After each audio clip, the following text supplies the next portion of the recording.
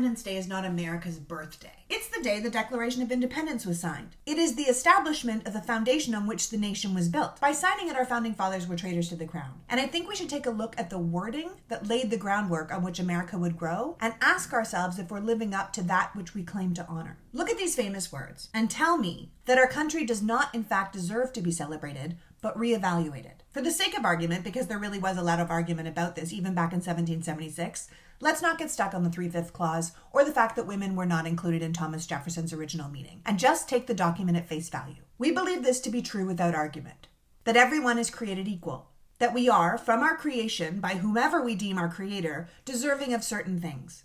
And included in those things are our lives, our freedom, and our right to seek that which makes us happy.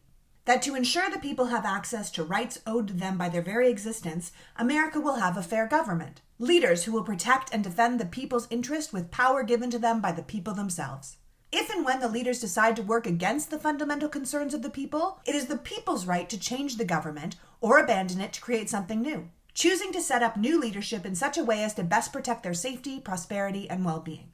Now, the Declaration goes on to say many other things, and the Constitution and the Bill of Rights add more to the story, but I believe we have found ourselves in a position where our government, in many ways, is not living up to that which was promised to us when the country was founded. The Senate and the Republican House are not protecting and defending the people's interest, but rather holding back the will of the majority while they attempt to solidify minority rule. They are beholden to the corporate and special interests that make them rich, and they do their bidding and not the people's. Our courts have been corrupted by the same minority and stacked with right-wing extremists and ideologues who no longer represent the sentiments or the will of the majority. And when you add the attack of voters' rights around the country, you can see that we are simply one step, one election even, from no longer being a functioning democracy. Where is the people in this? Who looks out for our life without affordable health care, gun control, or plans to address the now imminent climate crisis? Who respects our liberty if we have a for-profit private prison system, a two-tier justice system, and an out-of-control law enforcement? And how can we possibly pursue happiness with all of those factors, plus systemic racism, wealth disparity, and so many people suffering in the bondage of poverty? Our ocean is on fire. People die because they can't afford to get sick. The rich play in space while our water is poisoned and our voices are silenced. And at least half of our government is only looking out for itself. This is the time when our forefathers thought we should dissolve government. Now, I don't believe that would serve us, but I certainly believe they should be held to a higher standard and forced to change their course of action before it's too late. We're living through a reckoning, and Americans deserve far better than what we have. I think instead of being self-congratulatory, America should be introspective. Instead of turning on each other, we should reflect on who is truly to blame, and instead of being cowards, we should be patriots and demand that our government live up to the ideals this country was founded on. We deserve that which was promised to us, and only when we get it will this country be worthy of celebration.